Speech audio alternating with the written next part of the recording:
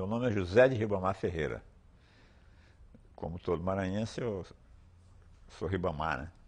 Porque tem um santo lá na ilha de São Luís, tem um santo chamado São José do Ribamar. E o pessoal da cidade é muito devoto desse santo e tal. E esse santo, a festa desse santo é setembro, mais ou menos, não é no dia exato que eu nasci, mas é na proximidade. Eu nasci em 10 de setembro. Então é por isso que aí minha mãe botou, meus pais puseram meu nome de José de Ribamar. Quando eu comecei a escrever, a fazer poemas e tal, e publicar lá no Maranhão, eu assinava Ribamar Ferreira.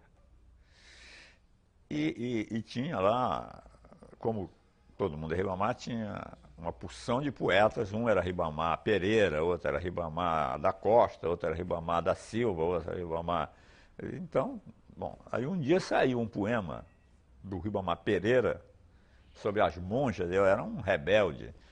Aí jamais escreveria um poema sobre as monjas. Aí quando saiu aquele poema com meu nome, trocaram o nome, eu saí Ribamar Pereira, saiu Ribamar Ferreira. Eu fiquei furioso. Me considerei ofendido. Eu era locutor da Rádio Timbira na época.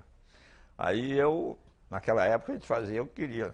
Aí eu dei uma nota na rádio, dizendo que aquele poema não era meu, que era do outro cara, e que a partir daquele dia ia mudar de nome. Eu falei na nota. E mudei de nome naquele dia.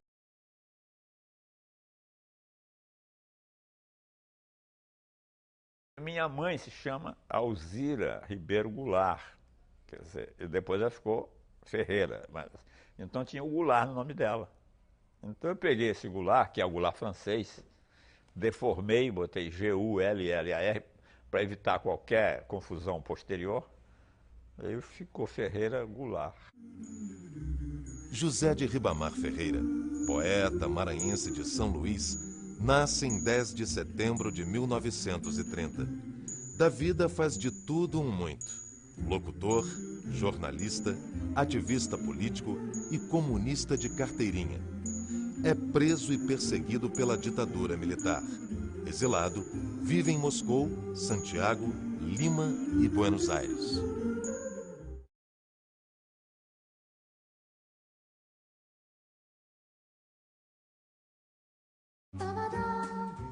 Newton Ferreira e Alzira Goulart tiveram 11 filhos. O quarto é Ferreira Goulart, apelidado de Periquito pelos amigos de infância. Lá na minha terra eu era pivete de rua.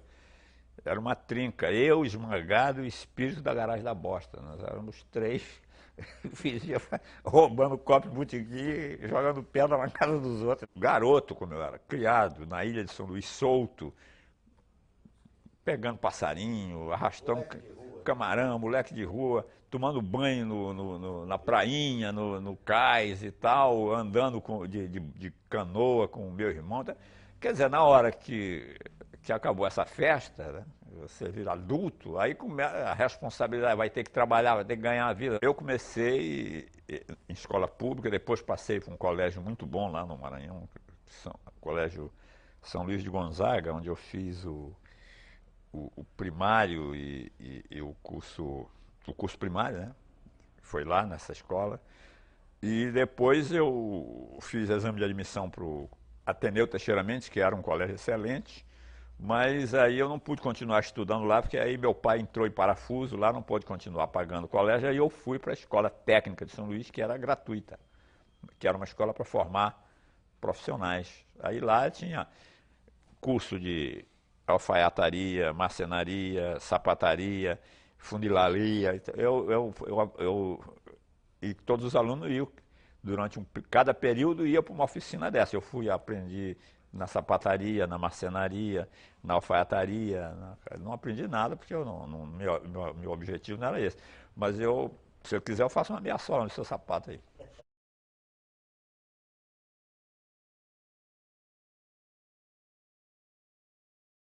Rádio Timbira do Maranhão, transmitido por uma antena de 1490 quilociclos, onda de 201,3 metros.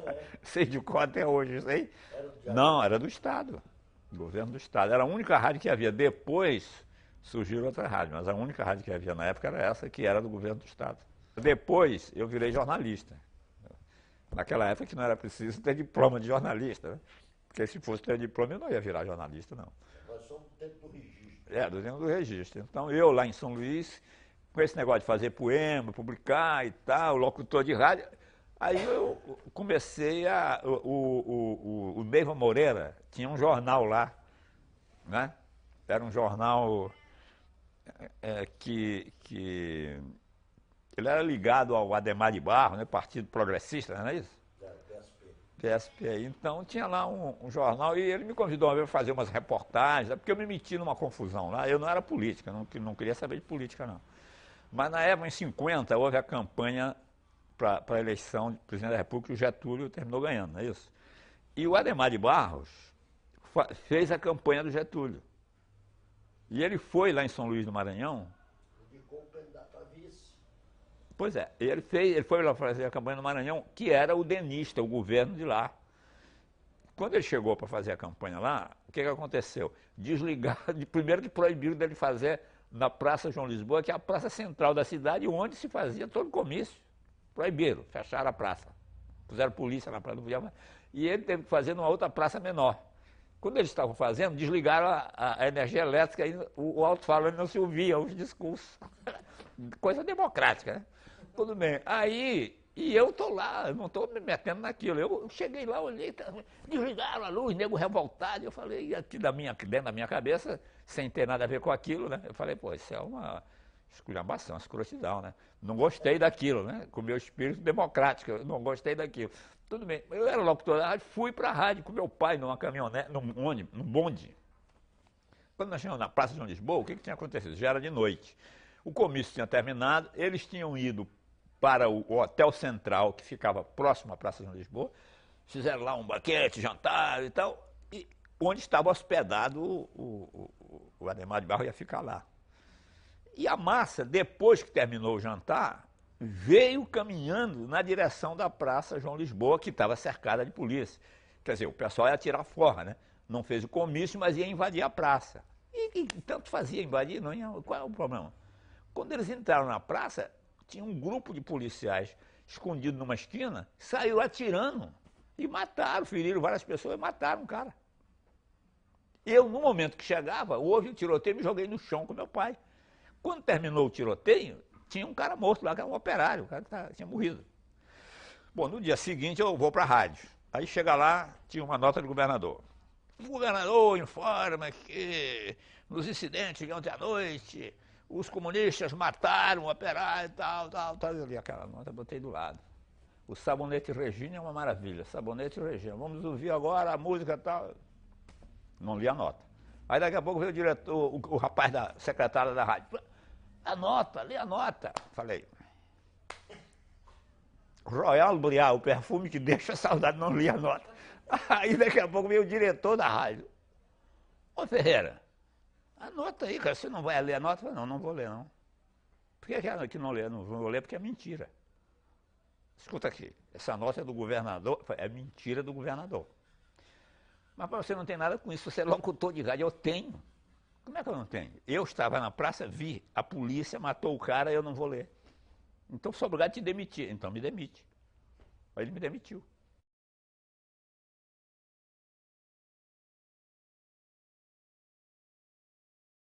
Terminei chamado para participar da campanha política da oposição no Agreste Maranhense, lá onde tinha a prefeita Noca Santos, era o Zé Neiva, que o senador Zé Neiva, que me chamou para isso. Aí me meti lá, foi uma encrenca, cara, era tiro, era um negócio brabo lá. Eu me meti na confusão também, quase que morro. Aí eu voltei para São Luís, aí tinha... O que tinha acontecido? O Saturnino Belo, que era o candidato da oposição, tinha ganho. Estava na frente. Aí eles pararam a publicação do boletim eleitoral. O cara passou 3 dias sem publicar o boletim eleitoral. Aí quando publicava no 4º dia, quem estava na frente era o candidato do governo. Eugênio de Barros. Aí nós então fomos para a rua. Eu com o pessoal todo da oposição, estudante. Aí, bom, aí começou uma confusão dos diabos lá. Terminei preso. Foi uma revolução. Não, aí depois resultou em revolução. Aí eu fui preso, aí eu mais alguns que eram os cabeças desse protesto. Bom. Aí eu me lembro que o cara lá, o Major Moscoso, que me prendeu, falou assim, mas vem cá, você não é filho do Nilton Ferreira? Eu falei, o que você está fazendo metido nisso? O que tem o seu filho Nilton Ferreira? Então, isso, aí eu fiz um discurso lá contra. Bom, aí o cara me soltou também. Porque eu digo que não tinha nada, era só para amedrontar, né? Bom, o resultado é que o quê? É que o pessoal foi para a rua, a cidade inteira foi para a rua, a Praça de João Lisboa passou a ser ocupada pela população. Morreu muita gente, né? Não, não morreu muita gente. Depois houve o levante. Não. Nós, aí é engraçado esse negócio, uma coisa anedótica. De repente, quando foi um dia, apareceu marchando pela, pela cidade, surgiu um pelotão encabeçado por um cearense que estava trabalhando conosco lá na rádio. Era daquele tipo de gente que conseguia anúncio do comércio para inventar uns programas fajuto lá. O cearense resolveu entrar na briga também e organizou um pelotão de gente que não tinha arma, não tinha nada, mas saíram atrás de um sujeito chamado Cussuado, era o nome do cara, Jaime Cussuado, que dizia que tinha arma. Aí foram para casa do cara pedir as armas, aquele pelotão. Eu sei que era uma coisa anedótica, uma mistura de parece como é que é aquele negócio? O Brancaleone, pois é. Eu sei que era muito engraçado. Aí começaram a dar tiro na Praça de São Lisboa, tinha um jornal chamado Diário de São Luís, começaram a dar tiro, apareceu um velhinho com um trabuco de 2 canos, dando tiro na fachada do jornal. Invadiram o jornal, eu ajudei a invadir o jornal, tocamos fogo no jornal. Bom, eu sei que no final nós resolvemos avançar em cima do governo, em cima do Palácio do Governo, que ficava perto da Praça de Lisboa. Aí aquela turma de malucos, aí, bom, quando nós nos aproximamos do palácio, era metralhadora e, bom, aí eu desisti dessa batalha. Tratei de descer ali pela Rua da Lapa, para sumir disso que já está engrossando demais. O ministro da Justiça foi para lá. Aí chegou lá, fez um discurso dizendo e tal, mostrando, porque o governo, é evidente que o Getúlio não ia fazer intervenção federal no Estado, depois da fama de ditador que ele tinha tido, acaba de ser eleito democraticamente e não ia fazer essa intervenção lá. Mas a verdade é que o governador não tomou posse, aí o presidente da Assembleia Legislativa assumiu o governo.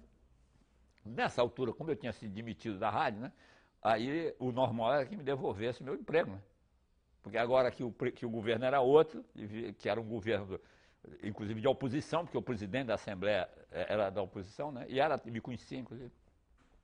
Aí um dia eu encontrei com ele na praça e falei assim, me diz uma coisa, nós já fizemos essa guerra toda aí, ganhamos coisa e eu continuo desempregado, quer dizer, vocês não devolveram meu emprego, pô? Ih, cara, vamos devolver. Mas nessa altura eu já estava com as malas prontas para vir para o Rio de Janeiro. Em agosto de 1951, Ferreira Goulart chega ao Rio de Janeiro. Nessa década, publica os livros Luta Corporal e Poemas. A partir daí, começa sua carreira de jornalista, trabalhando como revisor nas revistas O Cruzeiro e Manchete, e como redator nos jornais Diário Carioca, Jornal do Brasil e o Estado de São Paulo. Eu trabalhei na Manchete com o Otto, o Armando Nogueira, Darwin, o Borjalo e tal, a Manchete de 55, Jânio Freitas, a Milka. Então nós saímos de lá, todo brigou e tal, aí eu fui pro Diário Carioca, que estava já meio fazendo água, não pagava direito o salário. Aí lá o chefe de redação era o Prudente de Moraes, que era uma figura realmente incrível. Ele era essa figura conservadora, mas era uma pessoa ligada à música popular brasileira e ligada a figuras bem populares. E era um homem afetuoso. Então ele...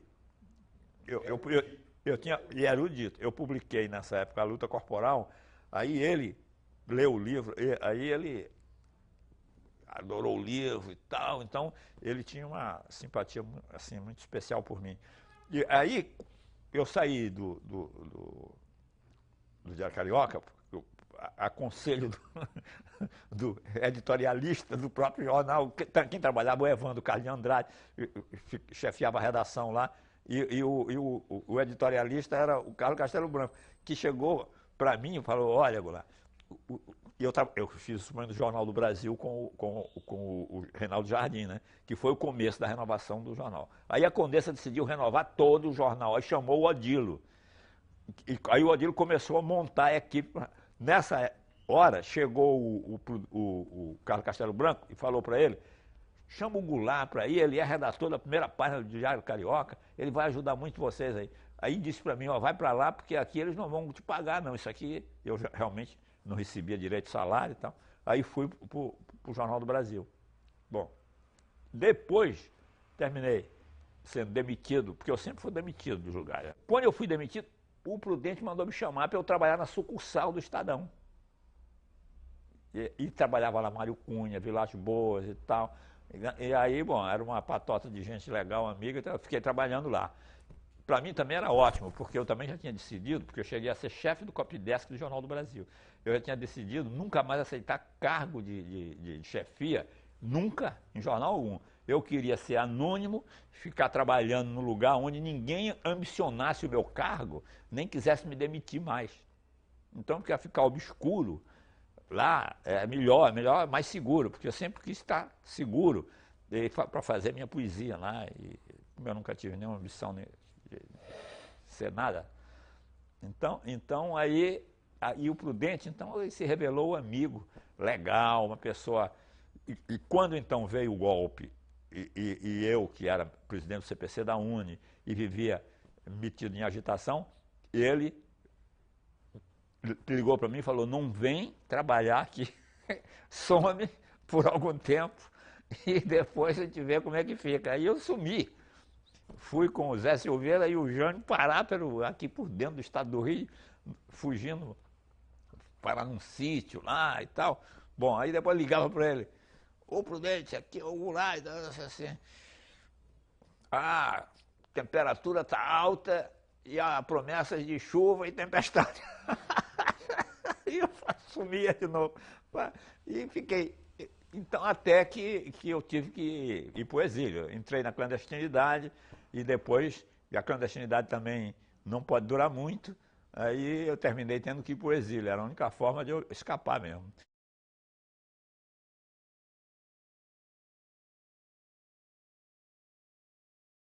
O Jânio foi eleito, o Zé Aparecido e o Carlos Castelo Branco foram para Brasília. O Carlos Castelo Branco era meu amigo.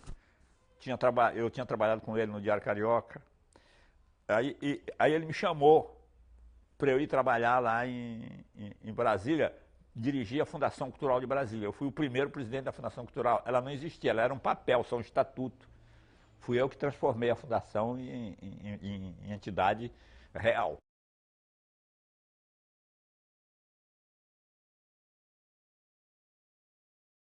Aí o Jânio renuncia, né?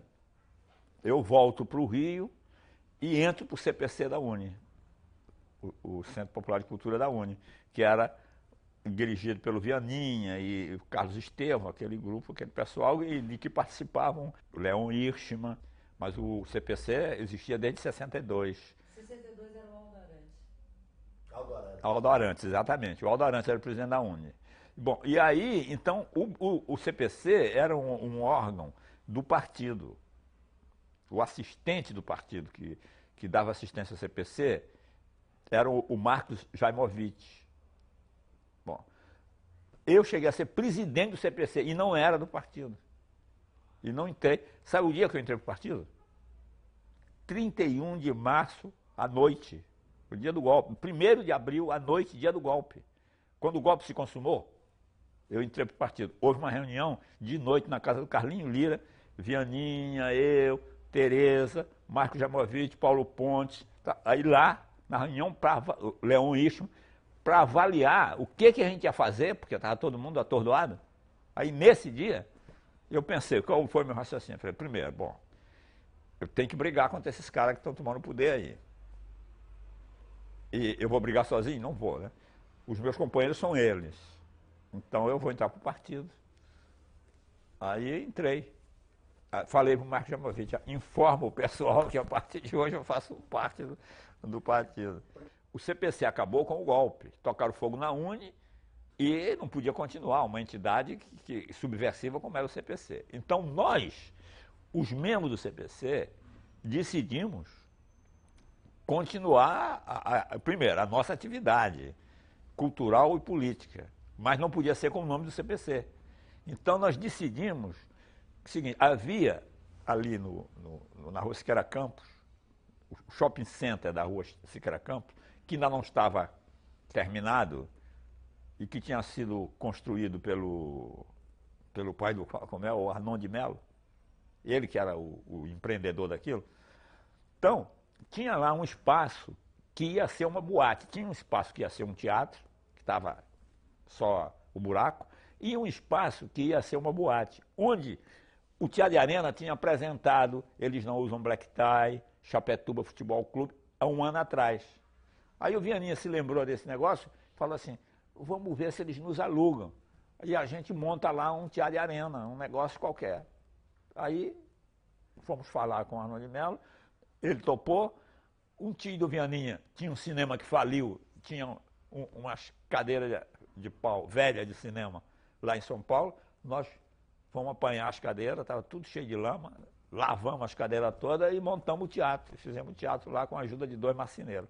Aí, mas não podia aparecer o nome nosso, nem o nome do CPC. Então nós montamos o Show Opinião com Nara, Zequete e João do Vale. Mas aparecia assim, produção do Teatro de Arena de São Paulo. Mas não era. Era a produção nossa, mas apareceu como produção do Teatro de Arena de São Paulo. Depois do sucesso, que foi um sucesso, né? O Show Opinião passou a lotar um mês, antes já estava lotado, os espetáculos lotados assim, com um mês de antecedência. Bom, pois é, então, aí quando terminou o show, nós adotamos no segundo espetáculo, que foi Liberdade, Liberdade, uma montagem de textos, feita pelo Flávio Rangel e Milô Fernandes. Aí fizemos o Grupo Opinião, aí surgiu, nós achávamos que já tínhamos direito à legalidade, aí foi Grupo Opinião, aí mostramos a cara lá e tal.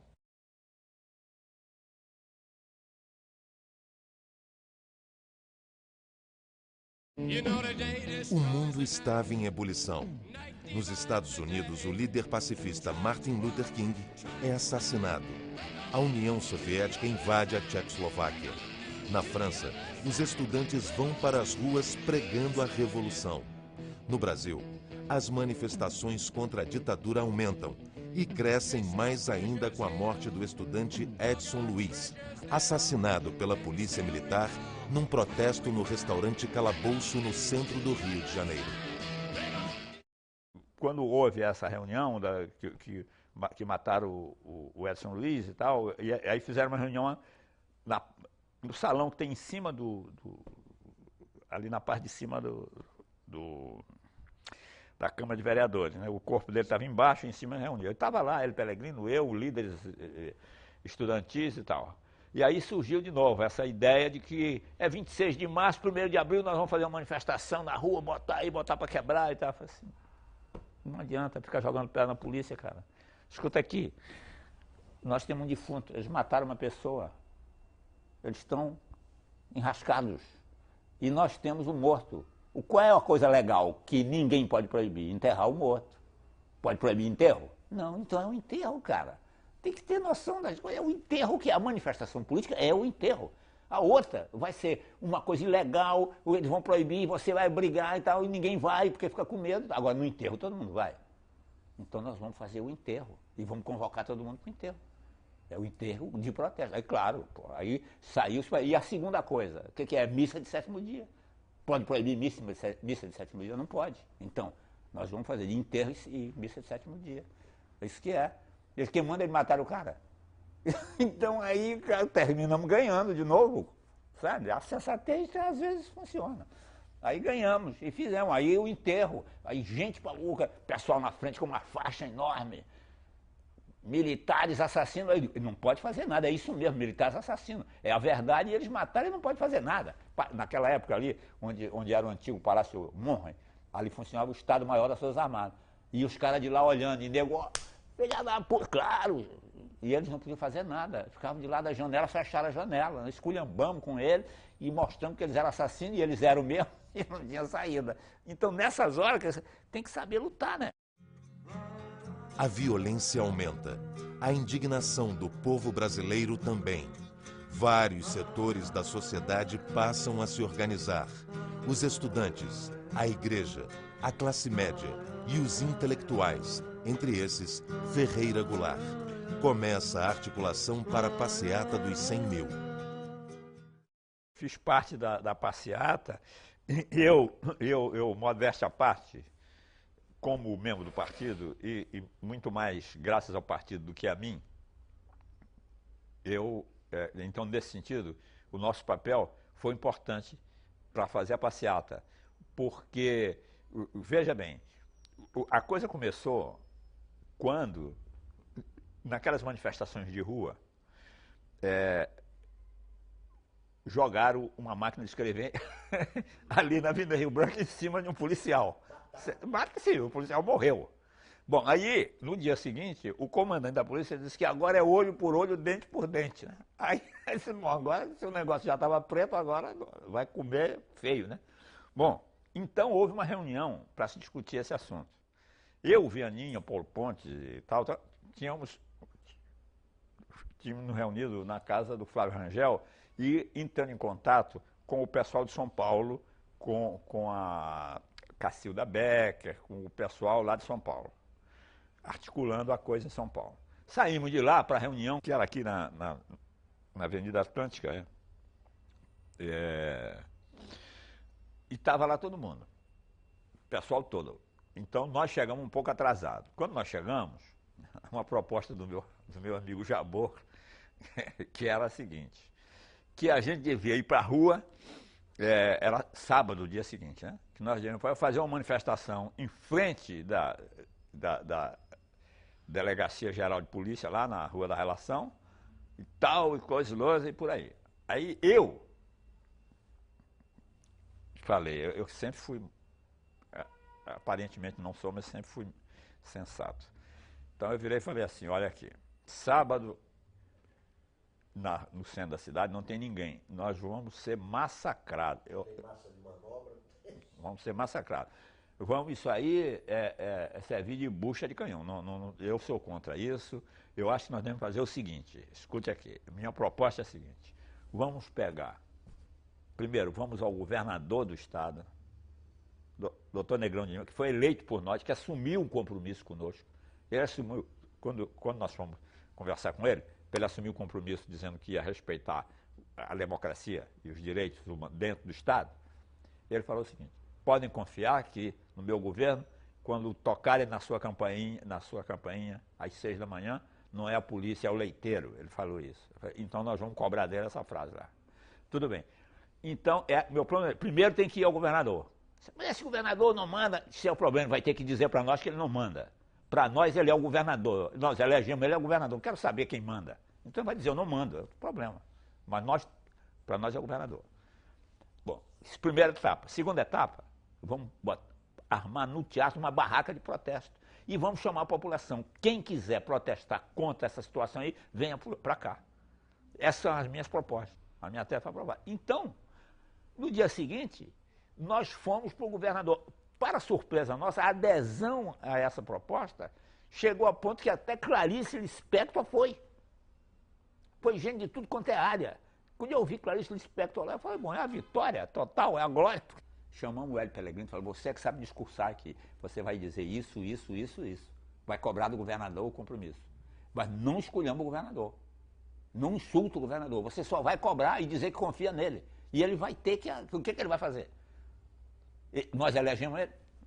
Aí está tudo acertado. Aí foi. E o Hélio fez um discurso brilhante.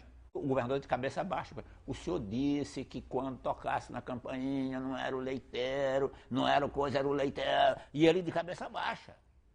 E agora a polícia diz que é olho por olho, dente por dente. Aí o Marcito, cara, o senhor é um assassino! O senhor... Escolheu uma boa com tudo. O Marcito aquilo foi um momento, ele é um jornalista brilhante e hoje não está mais fazendo esses discursos. E aí surgiu a ideia da passeata. Então, quando surgiu a ideia, os estudantes, né, cujo líder era o Valdemir Palmeira, que estava clandestino, os estudantes, porra louca, o Chaim e outros professores, gente, né, queriam brigar com pedra na polícia. Aí nós, assim, gente, nós não queremos, o problema não é esse, o problema é democrático, nós temos que botar o povo na rua, porque brigar com a polícia na esquina, isso a gente já fez e está fazendo, não adianta, tem que juntar as pessoas que ainda não estão participando da luta. Bom, enquanto isso, por trás, o partido e o pessoal moderado foi falar com a associação de mães, foi falar com a associação de professores, foi falar com os padres, com a igreja, foi articular lá fora. E eu ficava aqui nesse discussão para impedir a votação final do negócio, que era fazer a passeata de qualquer maneira. Os professores aderiram, os padres, tudo está armado, pode anunciar a passeata, pode, agora, tudo bem. Aí eu fui para o palco e falei, um momento, eu estava votando, já, aí um momento. Quero anunciar o seguinte, a Associação de Mães aderiu ao nosso movimento, velho. Silêncio, palma! Outra, a igreja apoia a passeata que nós vamos fazer agora. Só tem uma condição, é a seguinte, nós vamos fazer a passeata de acordo com o entendimento feito com o governo de fazer a passeata pela Avenida Rio Branco e voltar pela Uruguaiana, e só. Foi uma coisa maravilhosa, né? Eu me lembro do discurso do Hélio Pellegrino, porque o Hélio Pellegrino, como foi ele que fez o discurso para o governador, então ele se tornou o orador principal dessa grande manifestação lá na Cinelândia, né? aquele palanque que foi armado em frente da Assembleia, da Câmara de Vereadores. Aí o Hélio radicalizou, porque saiu do nosso controle e começou a gritar lá, nós vamos tirar esses milicos do governo a tapa. Porque o cara viu uma multidão grande, era grande a multidão, mas naquela altura o Brasil já devia ter uns 120 milhões de habitantes, não era tanta gente. O cara se entusiasma, achou, já estamos com tudo, estamos com a massa, vamos tirar esses milicos a tapa. Eu falei, caceta, o negócio... o negócio tá... Aí depois... claro, no meio disso, das passeatas, o pessoal também, enquanto a passeata ia na direção lá da Candelária e tal, e na volta, o pessoal fazia uma opção de coisa no meio do caminho radical. Eu me lembro que eles começaram a gritar, só a luta armada derruba a ditadura. Só. Aí nós aqui nos juntamos e tal. Aí alguém, um gênio, que eu não sei quem foi, falou, o povo unido jamais será vencido. O povo unido. E essa frase, outro dia eu estava vendo uma matéria de uma manifestação na França. E os caras gritavam em francês essa frase. Mas essa frase nasceu lá. Eu não fui autor dela, absolutamente, não sei quem é. Mas nasceu lá, a gente caminhando, e o pessoal gritando, só a luta armada derruba a ditadura. Aí alguém começou a falar, o povo unido jamais será vencido. O povo unido... E essa foi a palavra de ódio que ganhou a massa toda.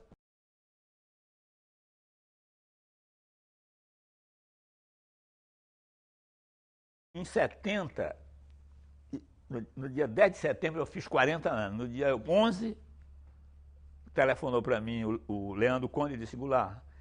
O Walter caiu, foi torturado, entregou todo mundo do Comitê Cultural. Você, eu, o Dias Gomes, todo mundo. Aí veio o que você faz. Agora, a sua situação é mais complicada porque você é membro da direção estadual. Eu era membro da direção estadual de Araque. A luta interna fez com que o pessoal me elegesse membro da direção estadual contra a minha vontade. Eu não sou político, eu não quero ser dirigente, eu não quero. Mas para ganhar a luta contra Mário Alves e Marighella, dentro do partido, me elegeram membro da... Eu nunca participei de nada da direção estadual, eu nunca fui da direção estadual, mas constava que eu era. Então o pessoal falou, os outros do Comitê Cultural podem se apresentar, mas você não pode, porque eles sabem que você é da direção estadual. E eles vão te torturar e vão querer que você fale coisa que você não sabe, porque você não é. Então você tem que ir para a clandestinidade.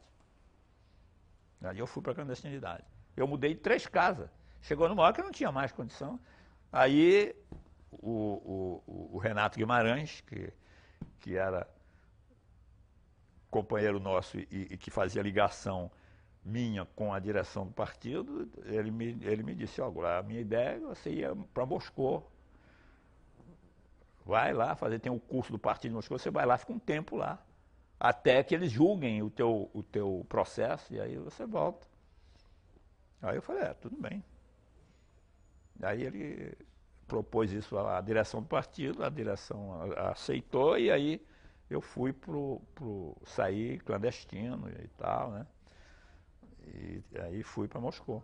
E fiquei lá 1 ano. Chegou numa hora também que lá tem um limite, não podia ficar lá o tempo todo e tal. Aí eu tinha que voltar não para o Brasil, que eu não podia voltar, porque até aí não tinha sido julgado. Aí eu escolhi ir para Santiago do Chile. Eu estava lá quando o Allende foi morto e tal, eu fiquei em palpos de aranha lá, quase que sou levado para o Estado Nacional. Mas eu estou traçando aqui o meu retrato de homem sensato, né? Quando eu cheguei no Chile, assim, tinha duas ABI no Chile, uma de esquerda e uma de direita. Eu falei, quero entrar na de direita. Eu falei, você está maluco? Não, estou maluco não, eu estou sensato. Eu quero entrar na de direita. Entrei na de direita. Quando a polícia invadiu minha casa, com arma e tudo, chegou aqui e falou assim, eu sou membro aqui da ABI da direita aqui. Quando o cara olhou, Colégio de Periodista de Chile, era da direita. Ele olhou e falou assim, não pode ser. Como não pode ser? Liga pra lá, ué. Aí ele ligou, era. Ele falou assim, porra, você é esperto. Eu falei, eu esperto? Não, eu sou do Colégio de Periodista de Chile. Ele tem que me largar lá. Sabendo que eu era. Falou, o senhor é um subversivo e tal. Eu digo, eu sou correspondente, estava na minha porta escrito, corresponsal estrangeiro. O Estado de São Paulo. Aí o cara, isso deve ser um panfleto subversivo. Meu amigo, isso é o mais conservador órgão da empresa brasileira, você está dizendo que é panfleto subversivo? Se o doutor Júlio Bisquita sabe disso, você dá bom. O cara teve que me largar lá. Eu sei que terminaram me dando uma autorização para eu ir pegar lá o salvo-conduto. Aí eu fui, bom, aí eu tinha que ir lá em Estrangeria, pegar o salvo-conduto. Só que lá na Estrangeria eu tinha entrado com processo para poder trabalhar. Eu ia trabalhar em Chile Hoy, que era a revista mais subversiva que havia no Chile. Aí, então havia um ofício de Chile Hoy dizendo assim, que estava disposto a me dar trabalho e tal, porque para você trabalhar lá, você tinha que mostrar que já tinha trabalho. Mas para você ser aceito, você tinha que mostrar que o governo permitia. Então era uma coisa assim, se correr o bicho pega, se ficar o bicho pega. Na hora que eu fui buscar o meu salvo-conduto, o meu medo é que aparecesse essa carta de Chile Hoy, que aí eu ia em cana, em vez de ter salvo-conduto, porque eu ia trabalhar no jornal, que era o jornal mais subversivo que havia no país, pô, jornal super esquerdista. Aí eu fui para lá gelado, né? Mas sucede que isso foi logo depois do golpe, quer dizer, tinha 20 dias do golpe, mais ou menos. Eles ainda não tinham mudado os funcionários eram do Partido Socialista ainda. Aí a moça que me atendeu, me olhou e falou, você não é amigo do Armênio? Eu falei, porque ela que tinha me atendido antes, com recomendação do partido, do Partido Socialista. Aí ela disse, bom, tudo bem e tal. Aí ela foi buscar a pasta. Aí eu vi ela tirar a pasta do escaninho lá, do coisa, e sumiu com a pasta lá pra dentro. Eu até achei estranho, porque ela não veio pra cá, foi lá pra dentro. Ela foi tirar a carta do Chile Hoy, ela foi examinar, porque ela sabia que eu ia trabalhar em alguma coisa subversiva lá, né? Que na época era legal, que tinha virado subversivo. Eu sei que quando ela veio com o documento que entregou pro cara, que estava me atendendo no balcão, não tinha a parte, eu achei um milagre, eu olhei, cadê a carta do Chile Hoy? Não tinha a carta do Chile Hoy, aí me deram o salvo-conduto. Dentro do avião, tô salvo. Aí o avião começou a parquejar lá, parou. Aí o cara assim, senhores passageiros, lamentamos informar que por um defeito elétrico teremos que esperar 20 minutos. Mas eu, eu digo realmente, porque para mim tudo isso, 20 minutos não tem defeito elétrico, eles estão querendo me pegar. Você tá entendendo? Você tá paranoico, você não quer essa porra, né? Aí, rapaz, daqui a pouco, mas demorou 5 minutos, o avião entrou, aí foi pra cabeceira da pista, e eu só comunicando de tudo, né? tomando conta. Aí o avião começa a disparar. Aí eu esperando a hora que a roda descola do chão, descola. Aí quando descola do chão, eu peguei e dormi na mesma hora. O avião subia, eu descia. Eu digo, agora tudo isso eu pensando, mas por que eu me meti nisso? Eu não tenho nada a ver com essa porra. Eu sou um poeta, cara. Em que eu me meti? Eu enmoscou dizendo, quando eu olhava, achava estranho, o que eu tô fazendo? Eu não sou subversivo, eu não sou revolucionário, não sou porra nenhuma. O que eu tô fazendo aqui, porra? O filho de Dona Zizi se meteu nessa, porra. No meio do mundo, porra. O regime socialista quer mudar o mundo, eu quero mudar o mundo. Aí eu fui parar na Argentina. Ia trabalhar na universidade lá na Argentina. Aí no dia seguinte deram o golpe. Aí começaram a cair meus amigos, meus conhecidos, argentinos que eu conhecia, exilados chilenos que eu conhecia, uruguaio.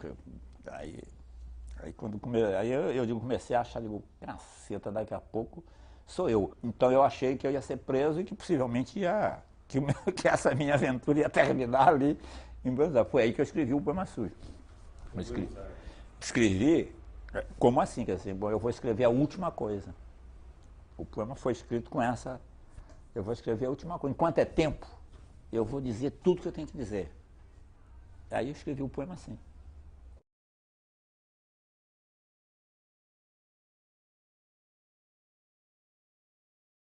Eu nunca me meti num barato, eu sou uma pessoa que eu não escrevo em estado normal, eu não escrevo... Eu acho que isso, todo poeta é assim. Né? Você...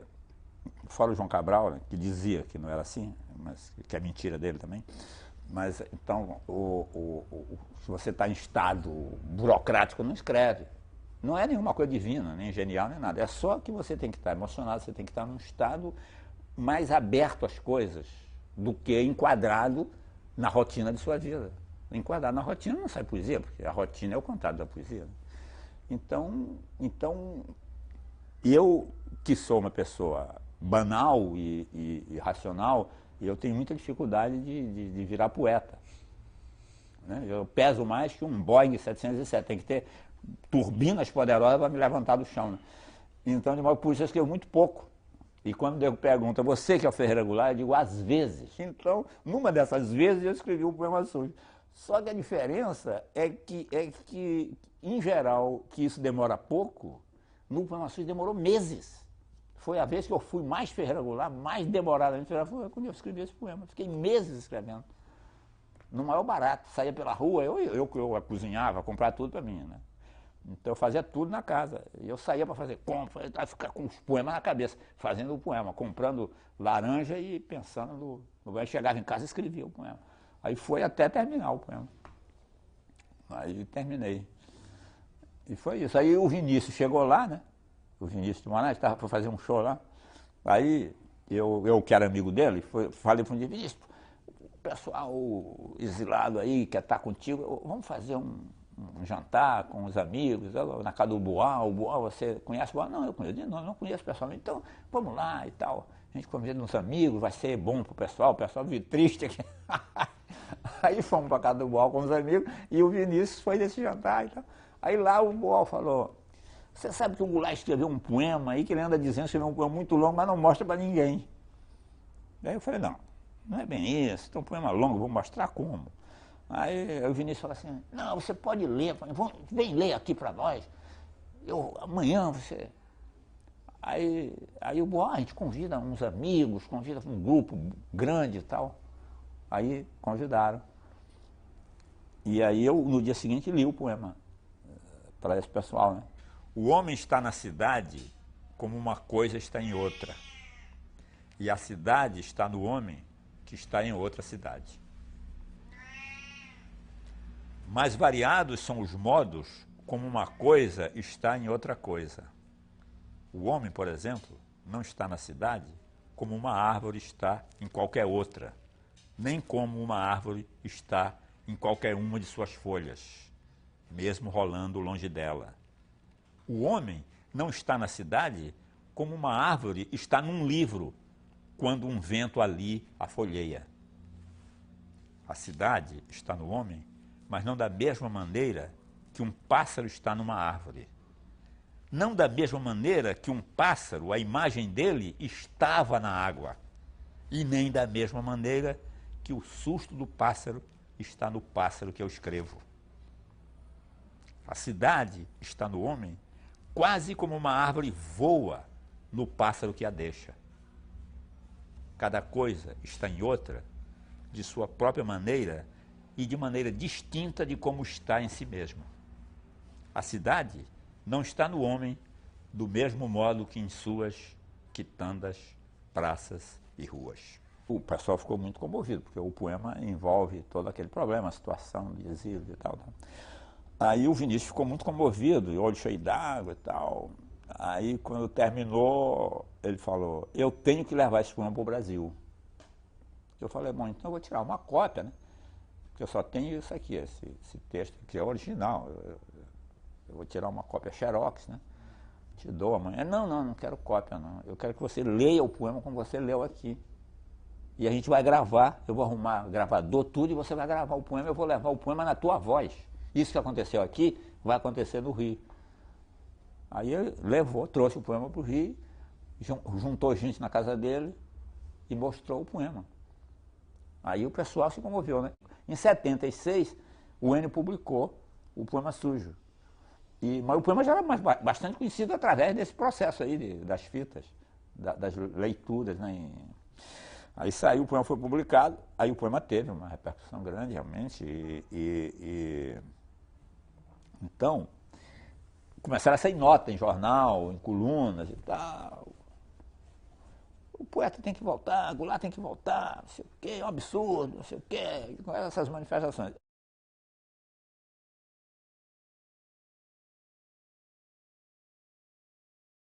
O Hélio Gaspar e o Zueni tomaram a iniciativa de falar com o Golbery, por conta deles, sem me dizer nada. Foi falar com o Golbery. Aí depois avisaram a Tereza que tinham falado com o Golbery, que o Golbery tinha... Levaram o poema sujo para o Golbery, que o Golbery leu, falou assim, esse poema é meio obsceno, mas tudo bem, devia dizer menos pornografia do que budista, mas eu não tenho nada a ver com isso, se ele quiser voltar por mim, está tudo bem. Mas eu tenho que falar com o chefe da SNI, que era quem? Figueiredo. Aí contaram para a Tereza me ligou, falou, o Figueiredo disse que não quer esse comunista aqui. Eu falei, ele é dono do Brasil? Pois eu vou voltar. Por causa desta frase, eu vou voltar. Sabe? Eu vou voltar. Eu estou absolvido, eu fui julgar, fui absolvido, eu vou voltar. Bom, eu estava montado no Poema Sujo, primeira coisa. Aí, o que eu fiz? Liguei, eu disse, olha, você procura aí, Vilas Boas Correia, para ele falar com o pessoal do jornal, falar com a BI, para ele falar com o Cisendo Sarmento, comandante do primeiro exército, para ele falar com o ministro da Justiça. E falou assim, Ferreira Goulart vai voltar para o Brasil no dia tal. Não vou voltar clandestino, vou voltar dizendo, diz para todo mundo, o Senimar, para todo mundo, que eu vou voltar. Quando eu voltei, que eu desembarquei, estava escrito ali no lugar onde o nego mostra o passaporte, estava escrito assim, José de Ribamar Ferreira ou Ferreira Goulart, prender. Não me prenderam.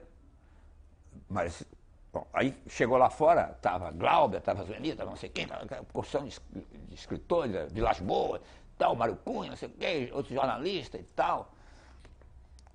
Aí eu abracei o pessoal, e tal, saí e tal, aí fomos para um restaurante, tudo bem e tal, festa e tal. No dia seguinte fui para a praia, a primeira coisa que eu fiz, eu morava em Ipanema, fui para a praia. Aí estou na praia, chega o Mário Cunha lá, de paletó e gravata atrás de mim. Chegou lá, a Polícia Marítima fez um contato com o jornal dizendo que você deixou de assinar um documento ao desembarcar. Eu falei, quer dizer, quero me prender.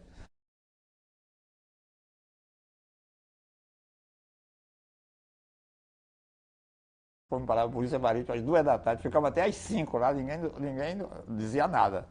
Aí quando foi às 5, chegaram 3 caras do DOPS. Nós vamos com o senhor para o DOPS.